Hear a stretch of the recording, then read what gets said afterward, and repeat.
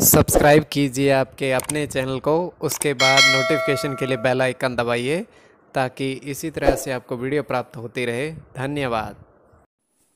हर हर महादेव, जय माता दी। सर्व मंगल मांगल्य शिवे सर्वार्थ साधिके शरण्ये त्र्यंबके गौरी नारायणी नमस्तुते। अब आप सबको सपरिवार सहित इस चैत्र नववर्ष विक्रमी संवत 2081 की हार्दिक बधाई। तो आज से चैत्र नववर्ष प्रारंभ और चैत्र नवरात्र का भी प्रारंभ। मां जगदम्बा के चैत्र नवरात्र के प्रथम स्वरूप नवम स्वरूप में से मां शैलपुत्री स्वरूप की पूजन दर्शन ध्यान का दिवस। तो समर्थ अनुसार व्रत आप कर सकते हो तो व्रत करिए, अन्यथा पूजन आप अवश्य करिए। अगर आप इस स्थिति में व्रत करने की कई बार मजबूरियां भी होती हैं, व्यवसाय होता है या अन्य किसी मजबूरियों के चलते आप नहीं रख पाते हैं, तो पूजन अवश्य करिएगा। ध्यान और उनके मंत्रों का, माता रानी के मंत्रों का जप अवश्य करिएगा। और मां जगदम्बा परम दयालु हैं, सारी सृष्टि पर उनकी कृपा बनी रहे, यही हमारी कामना है और रहेगी। तो आपके जीवन में भी कोई कष्ट परेशानी ना आए, सारे कष्टों को माता रानी दूर करे, यही कामना है। तो एपिसोड पसंद आए तो आप लाइक जरूर कर दीजिएगा। आपका धन्यवाद। तो आप सब्सक्राइब कर लीजिएगा ताकि इसी तरह से आपको राशिफल और स्वप्न भी ज्योतिष से संबंधित मिलता रहे।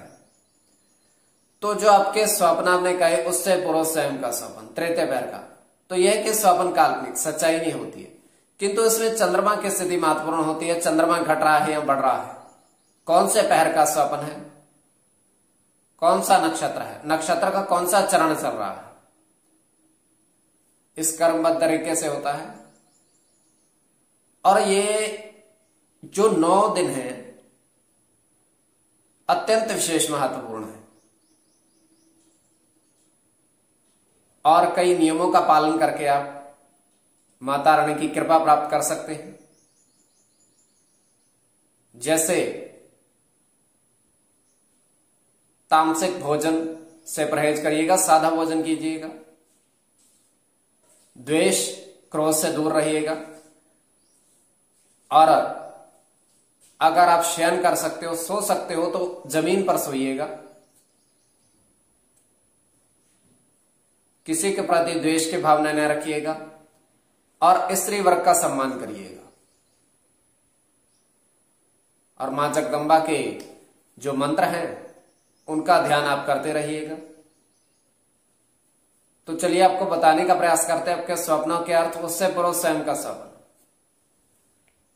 तो ये स्वप्न है तृतीय पहर का 1:58 समाप्ति का समय। हम देख पा रहे हैं कि 4 कछुए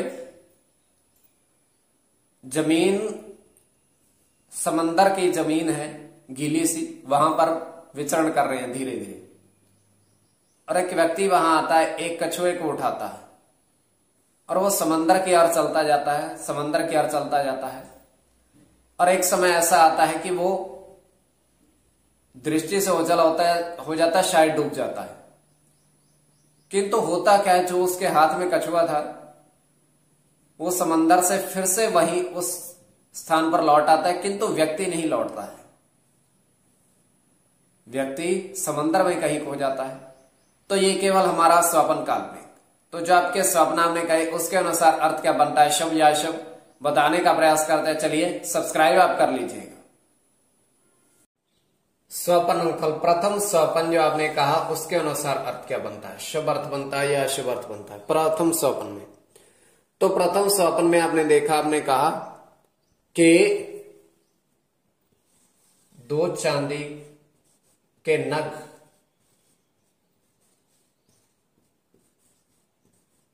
आपने उंगली में पहने।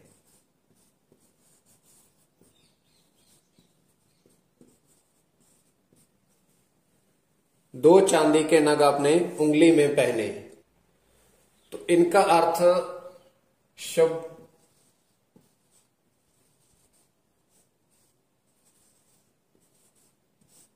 चंद्र के साथ राहु की गणना है, मंगल के साथ राहु की, चंद्र की गणना,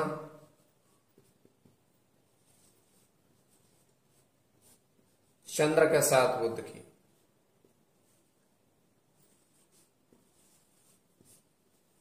मंगल के साथ चंद्र की, सूर्य की। इसमें चंद्र और मंगल की गणना प्रधानता में रहेगी। अब द्वितीय सोपान जो आपने कहा उसके अनुसार अर्थ क्या बनता है, शुभ अर्थ बनता है या अशुभ अर्थ बनता है। तो द्वितीय सोपान में आपने देखा, आपने कहा कि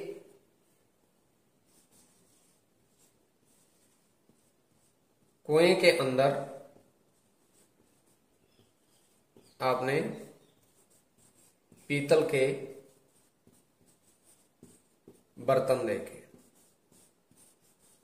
तो वो कुएं के आपने अंदर देखे, तो ये अत्यंत शुभ स्वप्न है। तो इसमें आपका गुरु के साथ सूर्य की गणना, सूर्य के साथ चंद्र की,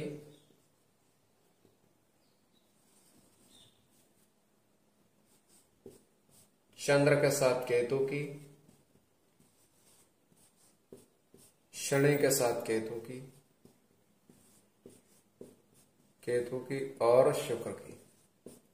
तो कोई भी आपका स्वप्न है शुभ या अशुभ अर्थ के लिए आप सब्सक्राइब कर लीजिएगा स्वप्न फल के लिए।